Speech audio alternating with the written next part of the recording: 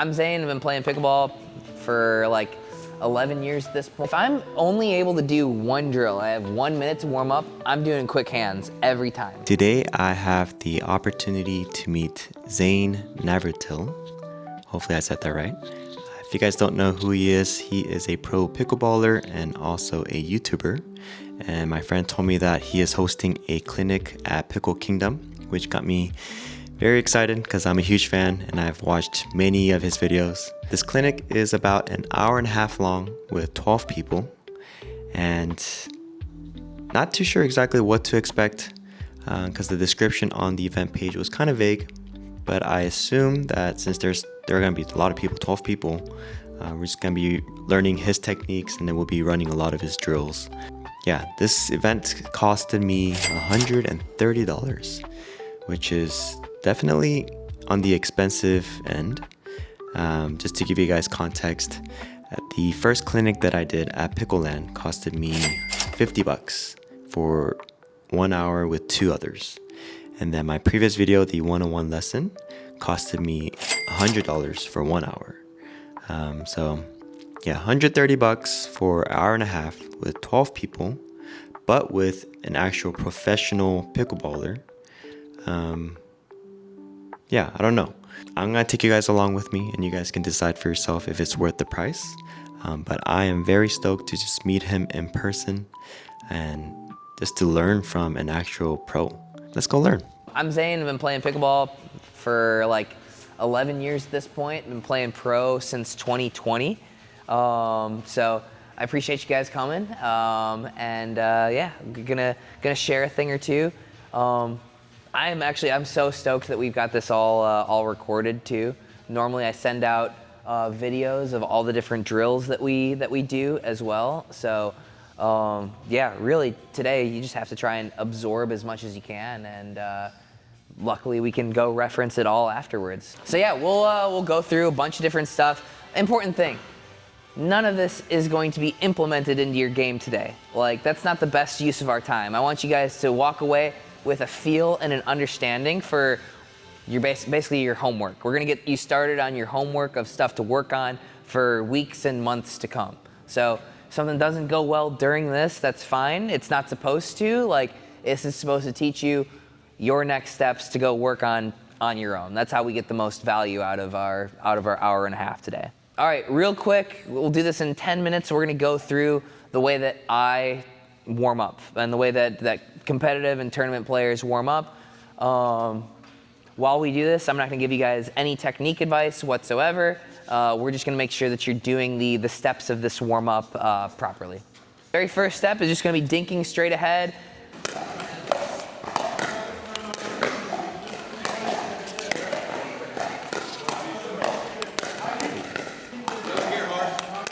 Oops, sorry. All right, guys, pause here. My side, we're gonna start to slowly work our way back.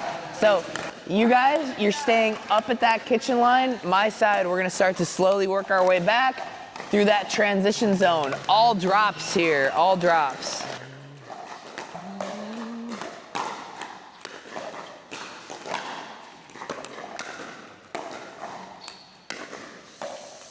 All right, baseliners, drop or drive. Drop or drive, make your choice. Just whatever choice you make, that was the wrong one.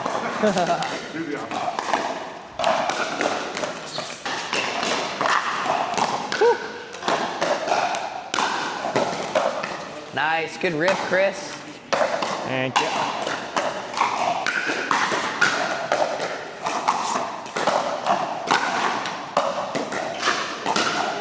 Ooh, you got some. Caught that one weird, but those other drives are spinny, dude. Those are nice. Start to work your way back forward. Work your way back in.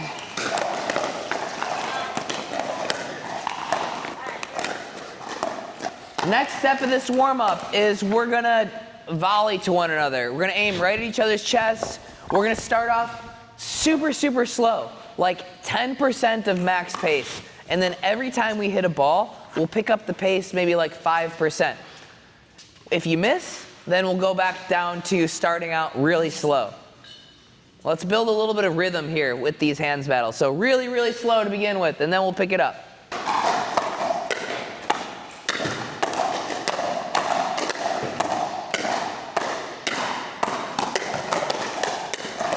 All right, good stuff, boys.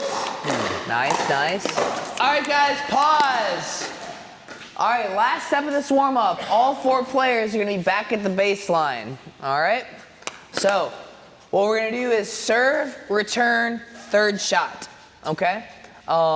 So, Kyle, once I hit this third shot, just catch the ball, all right? Serve, return, and third shot. He's gonna catch. Oh, if I didn't have 7 mics on me, I'd be cussing right now. All right, we'll try it again.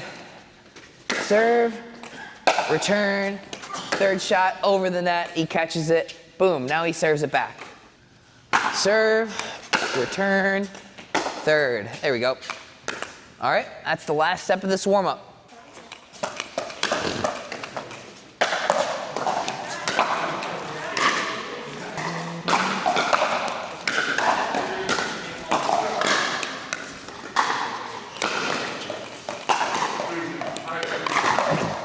So anyway, that's my warm-up. That's the warm-up that most tournament players are doing. You can tailor it to what exactly you need. We took about 10 minutes to do that. That's probably about the same amount of time that I will warm up if I'm just doing rec play. But honestly, like, even if you don't have 10 minutes to do this, you got to get it done. You have to do this sequence. Like, let's say it's only 3 minutes and you do it, but like this gets everything covered. If there is some circumstance, or if you're like, look, Zane, I'm really just not going to warm up, promise me one thing. If you're going to warm up one thing in this entire sequence, what do you think my choice is? Thirds, fast hands, dinks, volleys. All right, that's about it, right? If I'm only able to do one drill, I have 1 minute to warm up, I'm doing quick hands every time. If I set my eye to training the quick exchanges, it seems like I've got all the time in the world to then go hit dinks, right?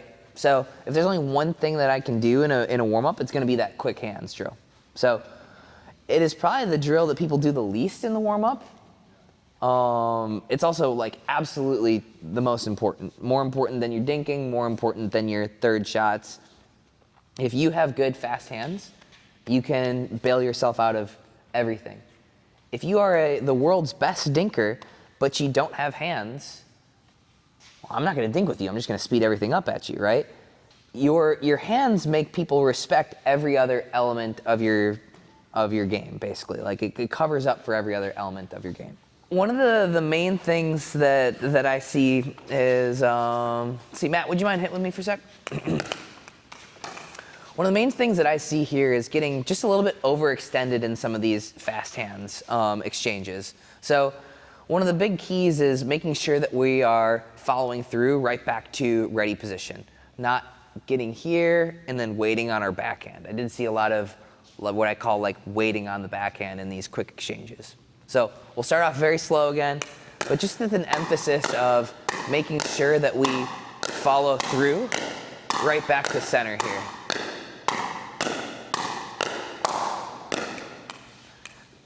All right, one more here.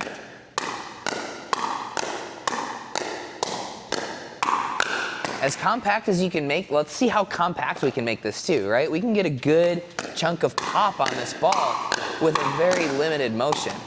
Less is more here, right? Less is more. We don't need big swings. If we get it down at the feet, that's great too. We're not really aiming to get it down at the feet right now in this drill, but let's say compact, make sure that we're not, a good like point of reference here is to make sure in a quick hands exchange that our paddle is not crossing to the opposite side of our body. If it's crossed to the opposite side of our body, that generally means we're overextended, and at your level, that ball's coming back, and unless it's right here, you're in trouble. So on the backhand side, I want to make sure I'm not crossing over to the right side of my body. On the forehand side, I want to make sure that I'm not crossing over to the opposite side. I'd say it's loose. I did this demo in the last clinic as well, but I'll show you my grip pressure pretty much all the time. So if you hold your paddle out straight ahead of you, hold the grip so loose that it starts to fall down in your hand. Now slowly start to tighten your hand up until the paddle head starts to come up. And then continue to tighten until your forearm muscles start to activate. So for me, my grip is pretty much always tight enough to make the paddle naturally come up in my hand, but not tight enough to make the forearm muscles activate. So if that's a 1 out of 10 for you or a 5 out of 10, I don't know, but that's what I'm at for pretty much every shot. I like that idea of like keeping the elbows in on this, as if you're pinning a ball in here. There are certainly times where that's not going to be completely accurate, but it's a good, I think a good mental state to be in of like, we're keeping the elbows in and compact here. Yeah, so I worry about this as well, right? Like when we're just aiming at one spot the entire time, you could ingrain bad habits. What I'm trying to do when I'm working on this with a partner is, let's hit a couple. I'll switch it up a little bit. I'm gonna go a couple over to his forehand, at maybe his hip over there. I'm not really gonna aim to hit, I'm gonna naturally hit down on it sometimes by accident, but I'll switch it up. I'll go forehand, backhand. I'll just pick a target for any shot. I think if you get good at hitting a target, you can change that target. Yeah, I would guess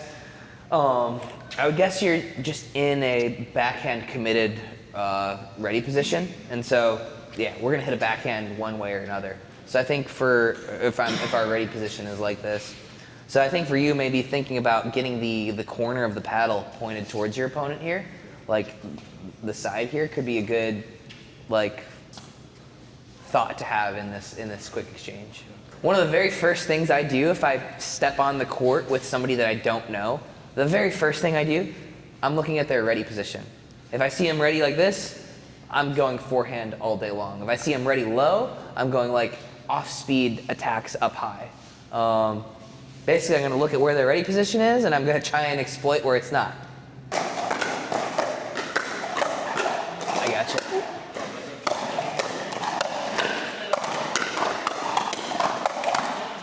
Chris, one quick note for you. Push against my paddle. Push against my paddle. All right, now push against my paddle. Which one had more resistance? When it's up. Second one, right? Especially on the backhand side. What we want to do is, I want you to try and just pull the hand slightly back towards you. Okay. In this position, it's just going to have a little bit more resistance behind the paddle. Mm-hmm. More resistance behind the paddle means that you're going to be able to send it back a little bit quicker. I see. Yeah, I think I'll try to bend my wrist down. And snap it through. Yeah. Which is if you have time to snap it, perfect. But if I'm already set up here, right? If I don't have time to snap it, I'm in a good position. If I do, I can always sort of switch it over. So we want to be prepared to not be able to snap. And if we have time, all right, sure, we can go do it. Got it. Okay, nice. So I'm gonna show you guys what I'm seeing from you guys. Here's what I'm seeing from you guys for the most part.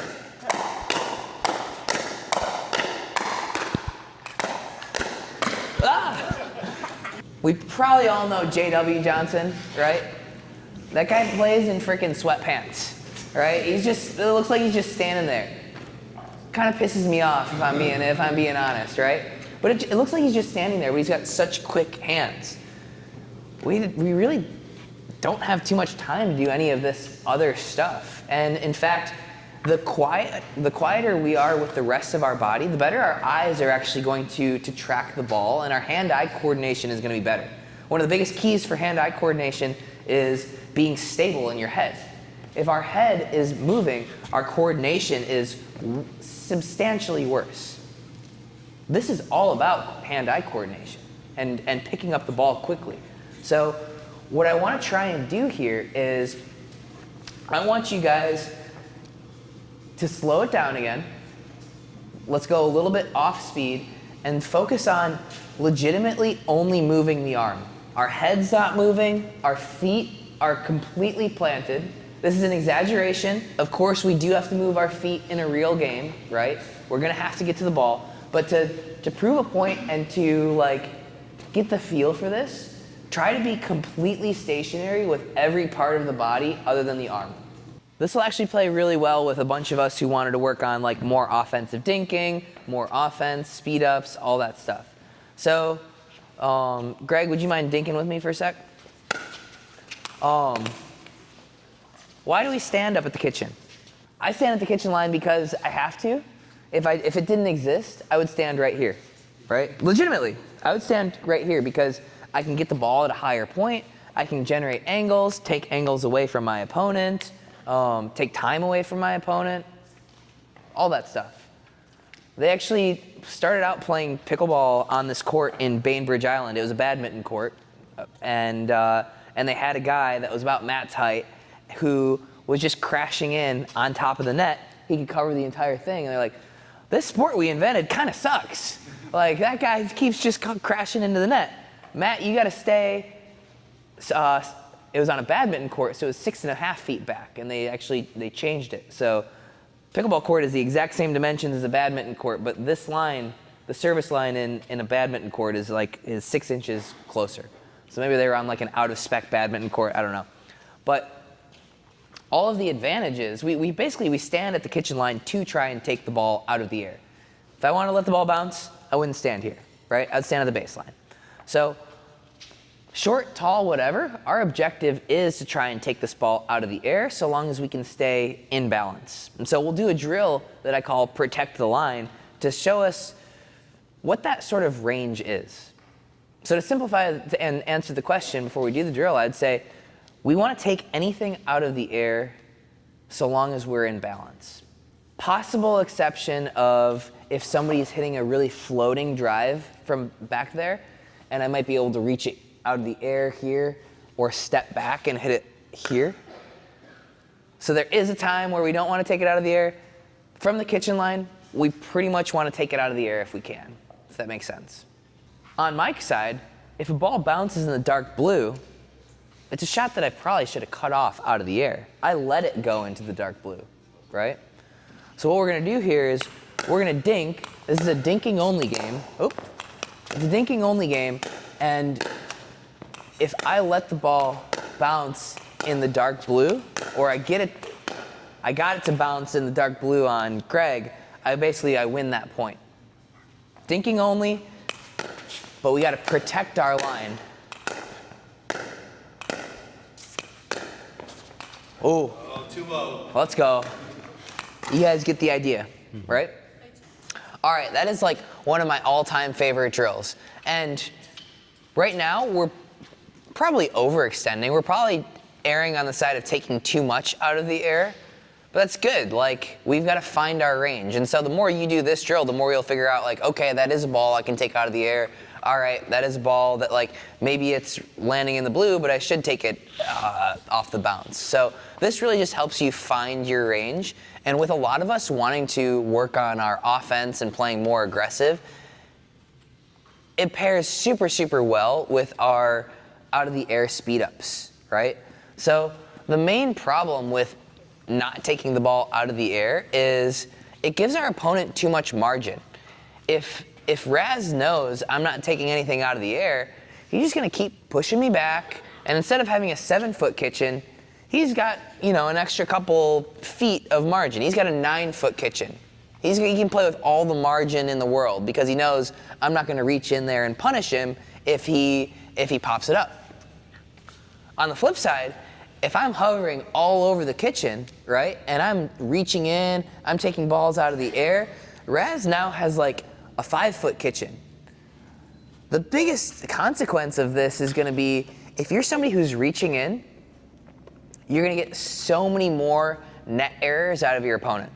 That's gonna be the biggest outcome from this drill. If you're just putting on pressure and they know, okay, I have to dink it a little bit shorter, otherwise these guys are going to reach it, you're gonna get so many more net errors from your opponent. Also, this pairs really well with what we're gonna work on now, which is those rolls, those flicks, those out of the air attacks. What we're gonna do is, Raz is gonna be working on resetting. From my side, I'm gonna be looking again to take whatever I can out of the air and try to put a little bit of topspin on here. The goal here is really just generating the spin. Even if I get a super high ball, I'm not just going to smack it. I'm going to work on generating the spin. So I'm not hitting much faster than this. I'm working on getting whatever amount of topspin that I can. In a real game, yeah, I'll try and hit harder. I'll try and hit with more spin. But for purposes of this drill, it's somewhat cooperative. Now, a few things you might have noticed. Same idea. I want to make sure that I'm not getting overextended on these shots. Raz happens to be in the transition zone, but this is a shot that's super, super useful while we're all up at the kitchen. If Raz is up at the kitchen and I hit a slow roll shot like this, he's countering that next one right back at me, right? So even though he's back there, I want to make sure that I'm nice and compact with some of these rolls, right? Ready for that next shot. So I'm not overextending all the way to here, right? Same thing applies. I want to make sure that this paddle isn't going to the opposite side here on these topspin roll shots. So there's really 3 levels to this, and we'll try and give you guys individual tips, but I would say that there are actually 4 levels. First, when you first start out, you go flat attacks. Then, as you get good at that, you start to add a little bit of topspin. And then we start to add a little bit of wrist flicking up the ball, and then we start to add wrist flicking through the ball. So I would say that this is we start with a punch, we then go to, as we get better, we then go to a roll, and then we can go to a flick, essentially. So this depends on your level. I think we're all at a spot where we want to start working those rolls. I think some of us might be at that spot where we start to add what we call a flick, and there is a little bit of a difference between a roll and a flick, but I'll come around and see what I see for you guys. All right? Yeah. So that's a really good question. In this drill, I'm not constantly here, right? I'm in my ready position, and then I'm looking to reach. But my ready position is not bent over here, if that makes sense. So yeah, I mean, you just want to make sure that as they're hitting, you're not overextended. I want to be in a good, comfortable, ready position, and then, okay, maybe if I need to reach for it, I go for it, right? But I'm not in ready position like this. I'm not. Generally, we don't have for the most part, we don't have time when we're doing that. So I am changing the position, but I'm not changing my grip, right? My grip stays the exact same. I'm holding the paddle in the exact same position, but what I'm doing is I'm closing the face so that I can brush up with some topspin. So normally my backhand might be like this, then I'm just rotating the wrist. I think in the setup, it is still pretty loose because we need to be able to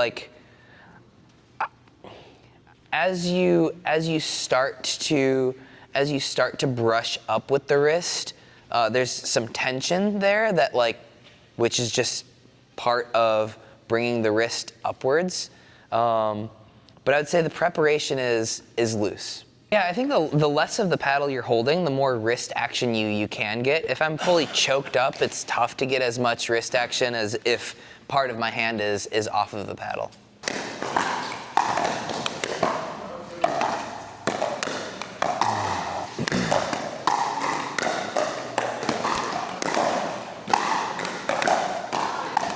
Chris, I'd say one thing for you here while you're in the transition zone is he's pretty much aiming at your feet from this position. When I'm in transition zone, my ready position is pretty much here because if it goes past my shoulders, I know it's gone. Mm-hmm. Was I up here? So I think you were kind of in your normal ready position, both with your paddle and your body, right? I'm really focusing on being down with my body and my paddle in this from the midcourt. Nice, Lynn. Nice. All right, everybody, let's switch roles. Let's switch offense and defense here.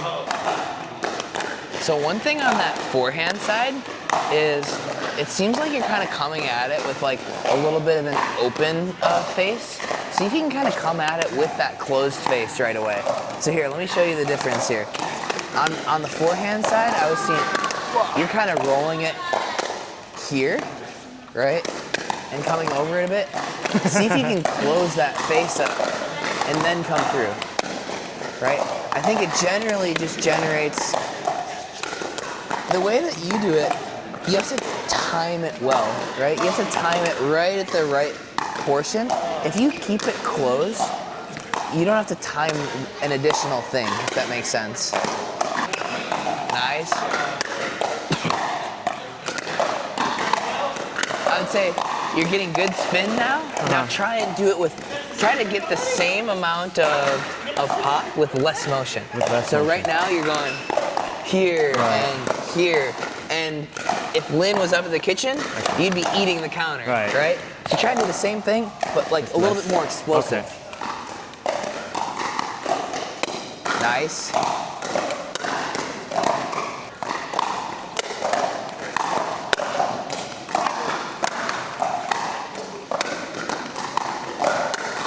Nice.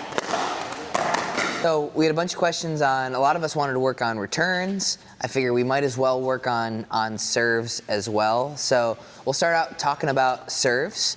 What's the point of the serve? It's to gain an advantage, all right? Okay? If you're not, every shot in pickleball you're trying to get an advantage with, and the serve is no different. And if you watch high-level pickleball now, there are still some players that aren't doing a ton with their serve. The majority of players are really going after the serve now. I used to do all this crazy stuff called the chainsaw. I invented a new way to serve, they banned it. I invented another new way to serve, they banned that too. Now I serve like a normal person, but I still think if you're making 100% of your serves, you're leaving something on the table. There's no shot that, in my opinion, you should make 100% of the time. I could play the rest of 2025 and not miss a shot. I would hit every single ball to the middle of the court, 8 feet over the net, and I would go the rest of the year without missing a ball, right? My stats would be unbelievable, but I also would never win a point, right? When I put it that simply, like, it makes sense. There's got to be some risk behind every shot. So if you're making 100% of your serves, I think you're not taking on enough risk. The number one objective with our serve is to push our opponents away from the kitchen. If I can push my opponents back, it's going to make my third shot a lot easier. And so at the beginning of the point, servers win about 38% of points. Once we get to the kitchen, it's a 50-50. So we're at a disadvantage. If we can push our opponent back and take the kitchen, we've completely neutralized the returner's advantage. That's our objective. So if we're making 100% of our serves, we want to miss some long. We want to push that ball deeper. Power, placement, spin, those things are all great. I love those things. They are all, depth is here, all those things are here. Depth is our number one objective, and it's not close when it comes to the serve. On returns, the main thing that we want to do is, let's see, Neil, would you mind demonstrating with me? So I'm going to have you serve a couple to me. As Neil's serving, eyes on me over here. Listen for Neil's serve, all right? Listen for his contact, and take a look at what I'm doing as Neil is serving. Okay. What'd I do? Yeah, I started, even before he was hitting, I had my butt touching the back fence here, and if I was playing a tournament on these courts, that's exactly how I would return. I'm starting way far behind the court, whatever this is. This is like, Jared, how much space is back here? 10 feet? I think it was right at 9 feet. I'm 9 feet behind the court, but I'm starting to get my momentum moving forward. That way, when I have my momentum moving forward, I don't need to take a big old swing to try and return, right? And also my momentum carries me in towards that kitchen. The majority of people I see return more like this. We start right behind the line. we're on our back foot, and then we have to change directions to get in. So working on the return, what I'm gonna do is I'm going to take a step right before he hits. I'm going to continue to move, and I really wanna try and line up my paddle right with the ball and push through. Still not really much backswing here. So if I'm just demonstrating this, it is there. I'm not slicing, I'm not top spinning, I'm not worried about any spin, I'm more or less just pushing this ball. That's the forehand side. Same idea on the backhand side. Whether you're one-handed or two-handed, you're pretty much just pushing through this ball. A lot of people do like to slice that backhand return. That's fine. At a certain level, people will start to exploit the slice a little bit. I would say if you have somebody who's got a good drive and you give them backspin, what backspin does is it allows me to actually generate more topspin as a result. Don't wipe spin off like a tennis ball. So like in tennis, if somebody gives you a slice, you can hit topspin back. It doesn't make that big of a difference, but the spin that's given to me continues when it hits this paddle. So if you give me slice, I can hit extra topspin, basically. With tennis players, or it's hard to say level dependent. I think it's more skill dependent. Players who have a good forehand drive are going to exploit it. There are pro pickleball players who don't exploit it because they don't have a great drive. There are 4.0 players that do exploit it because that's the one thing that they've got, right? Speed ups and resets. I intentionally left out resets. I think resets are kind of an almost obsolete part of pickleball. From the kitchen line, I'll clarify. From the kitchen line, resetting is like almost impossible. And even if you do it super, super well, the problem with resetting is if your opponent speeds the ball up at you and you're only softening it, you're no threat to them whatsoever. And it is such a difficult shot to take the proper amount of pace off and drop it right back into the kitchen. I think you should be always intending to counter. Pro pickleball players reset by accident at this point, right? We get so caught and we're still trying to swing, but we get caught before we swing and it happens to go in as a reset. So people are like, wow, look at that reset. What they don't know is it was a total accident, all right? We're almost never resetting on purpose from the kitchen line. Transition zone, yes. We don't want to be countering from the transition zone. That's where we're softening that ball up because we don't stand a chance in the hands battle from the transition zone. Thanks, dude. Thanks for filming and everything. I'm glad you were able to make it. Yeah, thank you. Jerry just sent me your channel today. I'll check it out. Oh, really? Oh, so, sweet.